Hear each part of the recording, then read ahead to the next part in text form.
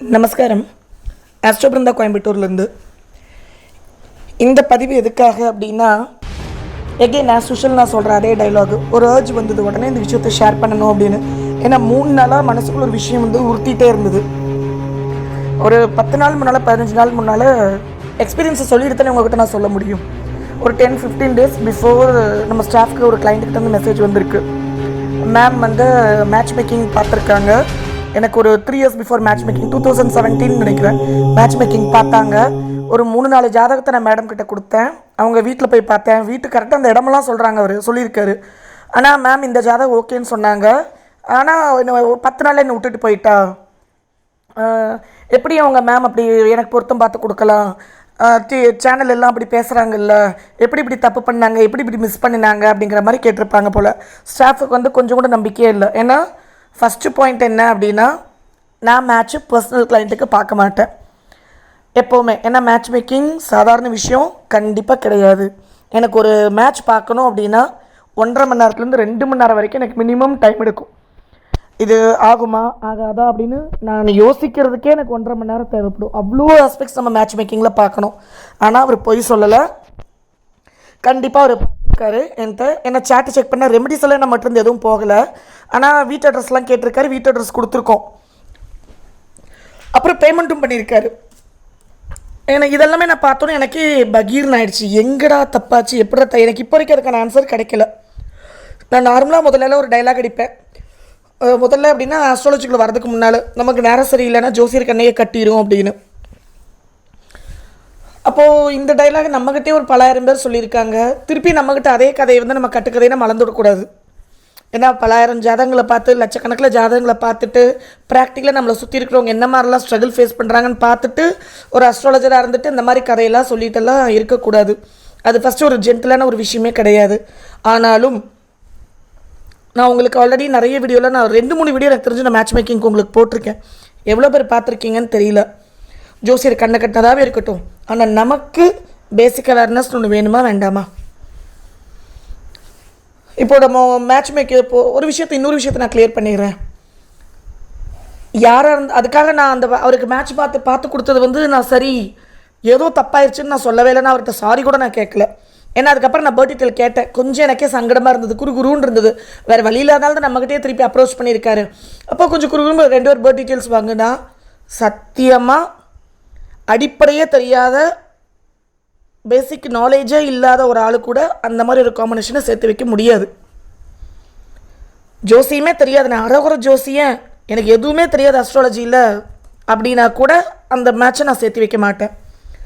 அப்போது பர்சனலாக ஜாதகம் பார்க்கணுன்னு வந்துட்டு அதுக்கப்புறம் மேட்சுக்கு மேடம் ஜாதகமெல்லாம் பார்த்துட்டு எனக்கு ஜாதகம் பொருந்துமான ஒரு 3-4 ஜாதகத்தை கேட்கும்போது ஏதாவது கன்ஃபியூஸ் ஆகிடுச்சா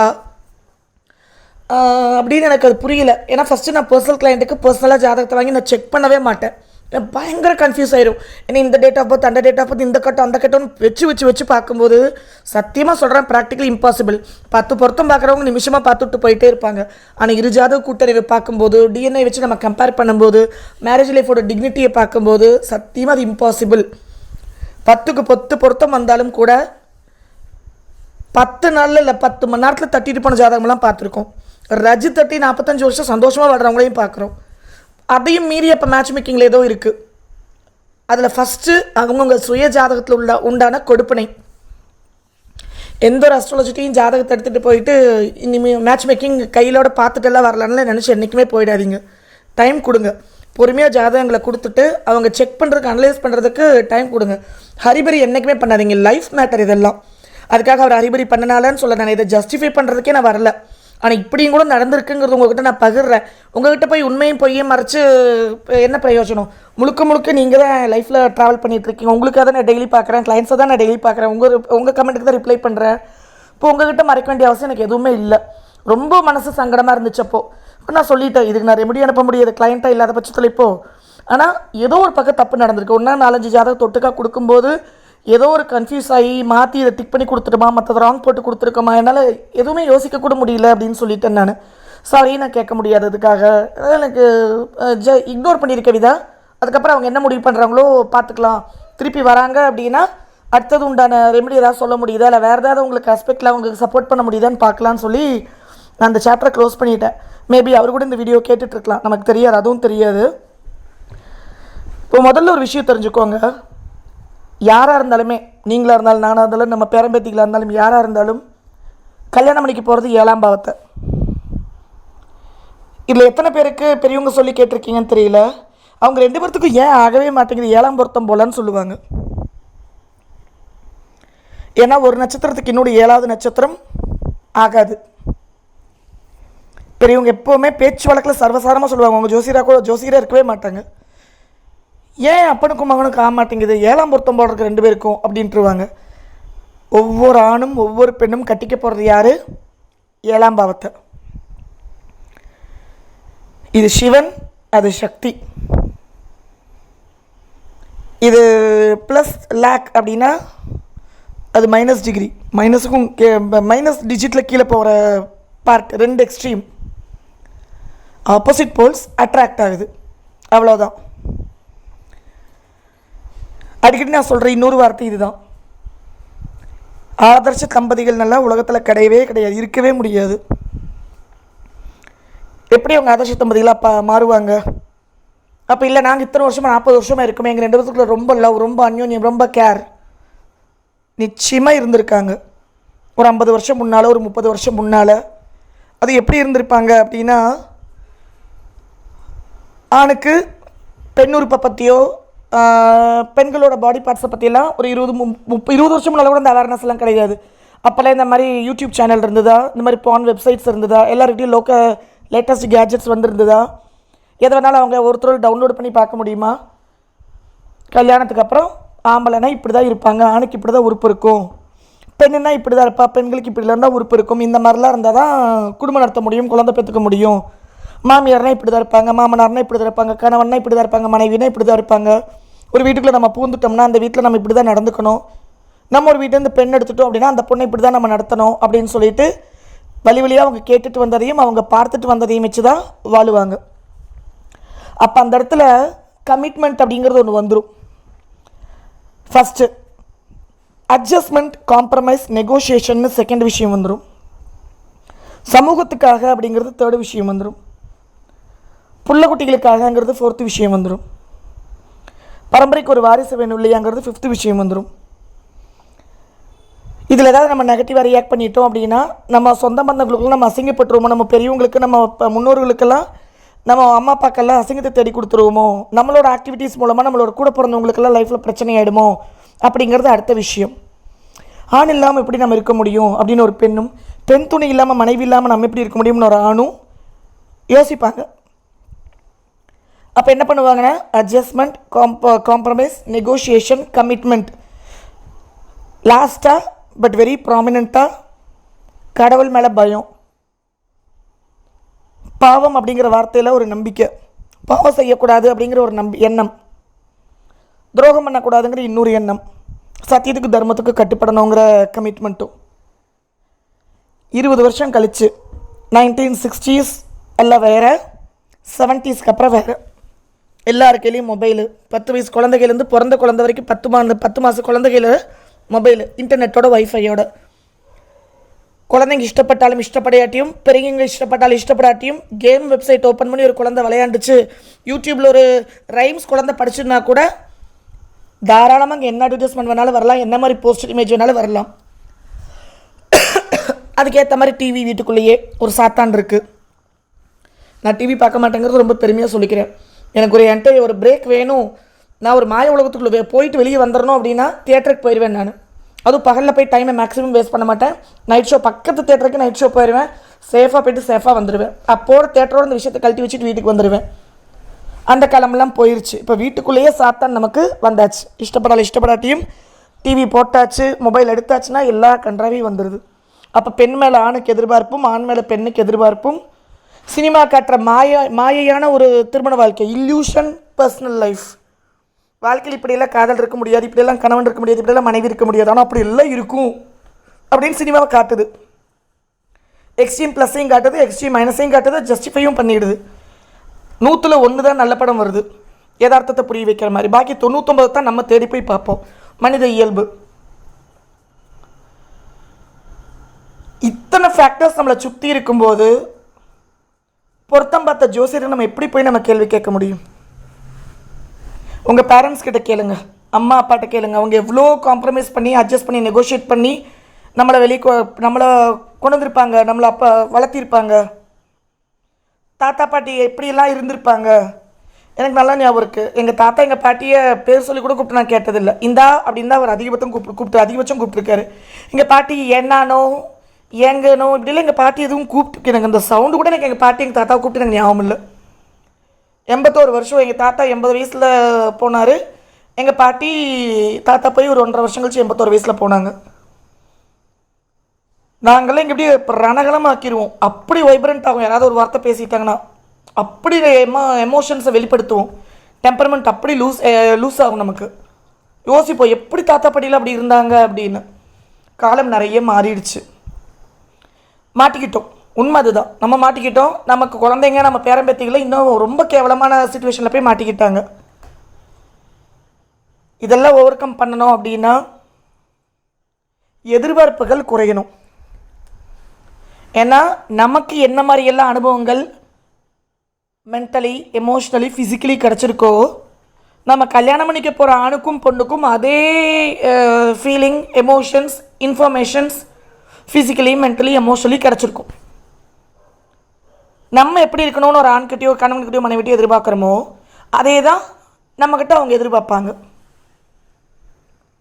அப்போ இந்த இடத்துல மியூச்சுவல் ரெஸ்பெக்ட் மியூச்சுவல் கமிட்மெண்ட் இல்லை அப்படின்னா 10ல் 10 மேரேஜும் இன்னொரு 5 வருஷம் கழித்து உடையும். நான் நெகட்டிவாக பேசலை, யதார்த்த உண்மை. வயிறையும் நமக்கு கிளைண்ட்ஸ் வரும்போது என்கிட்ட வரவங்கெல்லாம் பார்த்தீங்கன்னா ஃபஸ்ட்டு ஃபீஸும் நான் நார்மலாக விட ஜாஸ்தி வேணும். வாய்ஸ் உங்களுக்கே என்னோடய சேனல் ஃபஸ்ட்லேருந்து பார்க்குறவங்களுக்கு தெரியும் என் வாய்ஸ் எப்படி இருக்கும், எப்படி கேவலமாலாம் மாறும் அப்படின்னு பேசிகிட்டே இருக்கேன்ல. அப்போ ஒரு கடத்துக்கு மேலே ஃபீஸை ஏற்றுனா தான் எனக்கு கிளைண்ட்ஸ் கொஞ்சம் குறைவாங்க, ஸ்ப்ளிட்டாக வாங்குற கட்டாயம் எனக்கு வந்துருச்சு. பணம் எல்லாருக்கும் வேணும் இல்லைங்கள. ஏதாவது பிரச்சனை அப்படின்னா சம்பாத்தியம் ஜாஸ்தி வேணும், கடனை கட்டணும் அப்படின்னா நான் ஃபீஸ் ஏற்ற தான் செய்வேன். ஆனால் நான் என்னைக்கு ஃபீஸ் நான் எப்போ ஏற்றுனதுமே கடனை கட்டுறதுக்கு இல்லை. கடன் கட்டுற அளவுக்குலாம் எனக்கு இன்னும் சொந்த வீடெல்லாம் கிடையாது. நான் அந்த ரேஞ்சுக்கெலாம் நான் போவே இல்லை. இன்னும் வாடகை வீட்டில் தான் 2 குழந்தைல வச்சுட்டு வயசாக நம்ம வச்சுட்ருக்கேன். ஒத்தையால் தான் போராடிட்டுருக்கேன் சக்ஸஸ்ஃபுல்லாக. ரொம்ப பெருமையோடு சொல்லுவேன். எல்லாம் கடவுளோட அனுகிரகம் ப்ளஸ் நம்மளோட எனர்ஜி, சோலோட எனர்ஜி. எங்கள் அம்மாவும் சிங்கிள் மதர், ரொம்ப கஷ்டப்பட்டுருக்காங்க. அசாதாரணமான கஷ்டத்தில் எங்கள் அம்மா பட்டு நான் பார்த்துருக்கேன். ஆப்போசிட் ஜெண்டரால், ரிலேட்டிவ்ஸால், ஃப்ரெண்ட்ஸாலன்னு சொல்லி அதெல்லாம் வார்த்தையால் வர்ணிக்க முடியாது. இன்றைக்கி நான் எங்கள் அம்மா ரொம்ப சந்தோஷமாக வச்சிட்ருக்கேன். நிறைய கஷ்டப்பட்டுட்டாங்க லாஸ்ட் 2 இயர்ஸ் வரைக்குமே. இப்போ நான் சம்பாதிக்க ஆரம்பித்து அவங்கள ரொம்ப கம்ஃபர்டபுளாக ஹாப்பியாக பார்த்துட்ருக்கேன். அது அந்த பெருமையே எனக்கு அவ்வளோ ஹாப்பியாக இருக்குது. குழந்தைல நல்லபடியாக எல்லா விஷயத்தையும் படிக்க வைக்கிறோம், எல்லாமே சொல்லிக் கொடுக்குறோம் அப்படின்னு. நடுவில் இந்த பெருமை வேறு பீத்திட்டேன்னா சாரி. நார்மலாக உங்கள்கிட்ட வந்துருச்சு ஆட்டோமேட்டிக்காக. எனக்கு டாப்பிக்கே டைவெர்ட் ஆகிடுச்சுல்ல. ஓகே, அந்த மியூச்சுவல் கமிட்மெண்ட்டும் மியூச்சுவல் ரெஸ்பெக்டும் ஒருத்தருக்கு ஒருத்தர் கணவன் மனைவிக்குள்ளே பர்சனல் அப்படின்னு ஒரு விஷயம் இல்லாமல் இருந்தால் மட்டும்தான் அவங்க கணவன் மனைவியாக உண்மையாக இருப்பாங்க, நண்பர்களை போல் இருப்பாங்க. உண்மையான நண்பர்களுக்குள்ள ஒளிவு மறைவு இருக்காது, பொறாமை இருக்காது. அவன் சம்பாதிக்கிறான், அவன் நல்லா இருக்கான், அழகாக இருக்கான்னு நினைக்க மாட்டாங்க.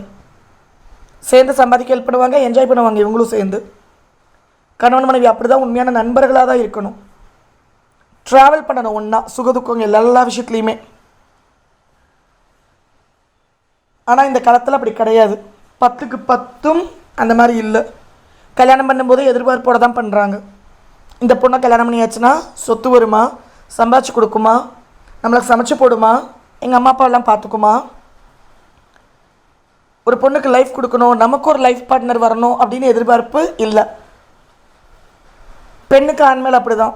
மாதம் 1 லட்சம் சம்பாதிக்கங்க. மேட்ரிமோனியல் ரன் பண்ணுறாங்கல்ல அம்மா பிராமின்ஸ்க்கு மட்டும்தான் பண்ணுறாங்க. இப்போது முடியறதில்ல. நிறைய கடங்க ஜாதகங்கள் வரும்போது அம்மாவால் ஏஜ்லேயே மேனேஜ் பண்ண முடியல, என்னால் சப்போர்ட் பண்ண முடியறதில்ல, அதனால் எல்லாருக்கும் எடுக்கிறதில்ல. அப்போது வரும்போது ஃபீமேலோட எக்ஸ்பெக்டேஷன்ஸ்லாம் கேட்டிங்கன்னு வச்சுக்கோங்க. ப்ராக்டிக்கலாக சொல்கிறேன், இங்கே நீங்கள் நிறைய பேர் நல்லவங்களாம் இருப்பீங்க, ஆனாலும் வயிறு எரியும் நமக்கு. 1,00,000 சம்பளம் இருக்கணும், சொந்த காடி இருக்கணும், சொந்த கார் இருக்கணும், சொந்த வீடு இருக்கணும், வீட்டில் வயசானவங்க இருக்கக்கூடாது, கணவனையும் இழந்துட்டு இல்லை டைவர்ஸ் ஆகிட்டு சிஸ்டர்ஸ் யாரும் கூட வந்து தங்கிடக்கூடாது, விதவியாவோ வளவட்டியோ எந்த பொண்ணும் வந்து கூட அந்த வீட்டில் அந்த அம்மா அப்பாவுக்கு பாரமாக, இந்த கட்டிக்கு போகிற ஆணுக்கு பாரமாக அந்த லேடி வீட்டுக்குள்ளே இருந்துடக்கூடாது, முடிஞ்சால் வெளியூர் போயிடணும். ஈவன் லேடிஸ் தன்னோட ஃபேமிலியை விட்டுட்டு தன்னோட பேரண்ட்ஸ் மேலே இருக்கிற பொறுப்பை விட்டுட்டு போகணும், வெளியூரில் போயிடலாம், எஸ்கேப் ஆகி போயிடலான்னு கேட்குற லேடிஸ் கூட இருக்காங்க. எனக்கே எங்கள் வீட்டில் ரொம்ப டார்ச்சர், நான் இப்போ வெளியூர் போன மாதிரி தான் நான் எதிர்பார்த்துட்ருக்கேன், அந்த மாதிரி மாப்பிள்ளை இருந்தால் சொல்லுங்கள் அப்படின்னு. ஆனால் இந்த மாதிரி கேட்டகரி 10ல் 1 தான். ஆனால் அப்படியும் இருக்காங்க. நீங்கள் உங்கள் வீட்டு பொண்ணை மட்டும் தான் பார்க்குறீங்க, நான் இங்கே பல லட்சம் பேரை பார்க்குறேன், எங்கள் அம்மாவும் பல லட்சம் பேரை பார்க்குறாங்க. ரொம்ப சங்கடமாக இருக்கும். என் குழந்தைகள்ட்ட நான் தெளிவாக சொல்லிட்டேன், பையன்கிட்டையும் பொண்ணுக்கிட்டையும், 0 எக்ஸ்பெக்டேஷன் வச்சுக்கோ. உன்னை யார் உண்மையாக விரும்புகிறாங்களோ, உன்னை யார் லவ் பண்ணுறாங்களோ, அவங்க சம்பாதிக்கல, அவங்க ஃபேமிலி பேக்ரவுண்டு எதுவுமே பிரச்சனை இல்லை. It's my responsibility to serve them. அவங்க என்ன சுச்சுவேஷனில் அவங்க இருந்தாலும் சரி, அவங்க குடும்பத்தையும் சேர்ந்து பார்த்துக்கலாம் அப்படின்னு 2 குழந்தைகளுக்கும் பையனுக்கும் பொண்ணுக்கும் நான் சொல்லி தான் வளர்த்திட்ருக்கேன். இப்போ இன்றைக்கி நேரத்தில் இல்லை, பல வருஷமாகவே. எதாக இருந்தாலும் அம்மாட்ட நீங்கள் ஷேர் பண்ணுங்கள், லைஃப்பில் மறைக்கவே கூடாது, எந்த ஒரு விஷயத்தையும் என்கிட்ட மறைக்கக்கூடாதுன்னு சொல்லி வச்சுருக்கேன். அப்போது இந்த மாதிரி விஷயங்களெல்லாம் குழந்தைகள்கிட்ட பேரண்ட்ஸு கம்யூனிகேட் பண்ணுறதுல அந்தளவுக்கு ஜென்ரேஷன் கேப் வந்துருச்சு. குழந்தைங்க மொபைல் வச்சுட்டு என்ன பண்ணுறாங்க, பையனும் பிள்ளை என்ன பண்ணுறாங்கன்னு தெரியல. ஏன்னா பாதி குழந்தைங்க வெளியூரில் இருக்காங்க. அந்த காலத்தில் ஊரை தாண்டி போக மாட்டாங்க, சொந்தத்துக்குள்ளேயே பையனையும் பொண்ணையும் கொடுத்துக்குவாங்க பக்கத்துலேயே. குலத்தொழிலை தாண்டி எதுவும் பண்ண மாட்டாங்க. என்றைக்கு குலத்தொழிலை மறந்தோமோ, என்றைக்கு பிறந்த மண்ணை மறந்து வெளியே போக ஆரம்பிச்சோமோ, நிறைய விஷயம் புரட்டி போட்டுருச்சு. சயின்ஸ் எந்த அளவுக்கு அட்வான்ஸாக வளர்ந்ததோ அதை விட கேவலமாக மனுஷனோட வக்கர எண்ணங்களும் மாறிடுச்சு. ஒரு பொண்ணுக்கு வாழ்க்கை கொடுத்து நம்ம குடும்பத்தை கவனிக்க வரா, நம்மளை பார்த்துக்க வரா, நமக்கு பிள்ளைங்களெல்லாம் பெற்று கொடுக்க வரா. அப்போ நம்ம எந்த அளவுக்கு ஹானர் பண்ணணும் அப்படிங்கிற விஷயத்தை ஆண் மறந்துடுறான். நிஜமாக ஆண்கள் மறந்துடுறாங்க. வரது ஒரு ஆள் நமக்கு எல்லா விதத்துலேயும் வேலை செய்கிறதுக்கு, செக்ஷுவலி கம்ஃபர்ட்டை கொடுக்கறதுக்கு, சமைச்சு போடுறதுக்கு, என் குடும்பத்தெல்லாம் பார்த்துக்கிறதுக்கு, சம்பாதிச்சு கொடுக்கறதுக்கு, சொத்து எடுத்துகிட்டு வர்றதுக்கு அப்படின்னு பார்க்குற ஆண்கள் தான் 10ல் 9 பேர் இருக்காங்க. பாக்கி அந்த ஒருத்தர் கோச்சிக்காதீங்க. நிஜமாவே salute to you if you are not like that. நமக்கு எல்லா விதத்துலேயும் ஒளியமண்ண ஒரு பொண்ணு வருது அப்படிங்கும்போது அந்த பொண்ணை நான் தாங்குவேன் அப்படிங்கிறவங்க இருக்கீங்க, கேட்டுட்ருக்கீங்கன்னா really salute from my heart. பாதம் பண்ணிடுறேன். பெண்ணும் அப்படி தான். நம்மளுக்கு அம்மா அப்பா இருக்கிற மாதிரி தானே, நமக்கு கூட பிறந்தவங்க இருக்கிற மாதிரி தானே புருஷன் வீட்லேயும் அம்மா அப்பா இருப்பாங்க, கூட பிறந்தவங்க இருப்பாங்க. அப்போ நம்ம குடும்பம் போல தானே அவங்க குடும்பத்தையும் நம்ம பாவிக்கணும் அப்படிங்கிற எண்ணம் 10ல் 9 பெண்களுக்கு இல்லை. போகும்போதே மாமியார்னா இப்படி தான், மாமனார்னா இப்படி தாங்கிற அந்த ஒரு கதை டிவி வரைய அதுக்கேற்ற மாதிரி இவங்களோட நாலேஜும் ரொம்ப ஜாஸ்தி ஆகிடுச்சு. பெண்களோட நாலேஜும் அந்த எதிர்பார்ப்போடு அவங்க வீட்டுக்குள்ளே போகிறாங்க. ஆனால் தன் குடும்பத்தை போல் அந்த குடும்பத்தை அவங்களால ஏற்றுக்க முடிய மாட்டேங்குது. அம்மா திட்டுனா, அம்மா கழுவி ஊற்றியாச்சுன்னா மூஞ்சியில் ரசத்தை தூக்கி ஊற்றுனா கூட குழந்தைக்கு வைக்க மாட்டாங்க. மாமியார் ஒத்த வார்த்தை சொல்லும் போது இவங்களுக்கு கோபம் வந்துடும். இது யதார்த்த உண்மை தானே. மூஞ்சி காமிக்கிற அளவுக்கு அந்தளவுக்கு என்ன நான் இல்லாதப்பட்டவளா, எங்கள் வீட்டில் அப்படியெல்லாம் நான் இல்லை, என்ன அப்படியெல்லாம் வளர்த்தலை, நான் என்ன சம்பாதிச்சுட்ருக்கேன், என்ன நான் படிச்சுட்ருக்கேன்னு பெண்களோட ஆட்டிடியூடு மாறிப்போச்சு. அப்போ எந்த அளவுக்கு நம்ம ஆண்களும் பெண்களும் விஞ்ஞானத்தில் வளர்ந்துருக்கோம், சம்பாத்தியத்தில் வளர்ந்துருக்கோம், நம்ம பெற்றவங்க சம்பாதிச்சோட ஜாஸ்தி சம்பாதிக்கிறோம்.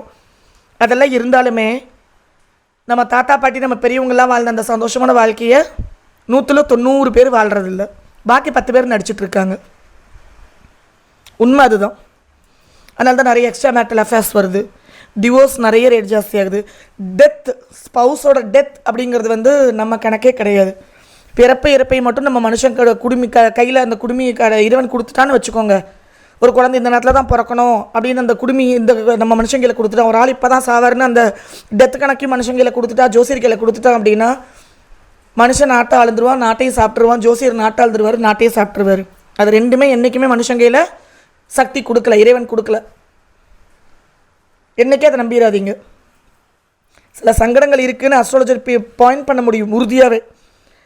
இதை ப்ரெடிக்ட் பண்ண முடியாது. அப்போ கணவனையோ மனைவியோ இழந்தவங்க அந்த கேட்டகரி வேறு.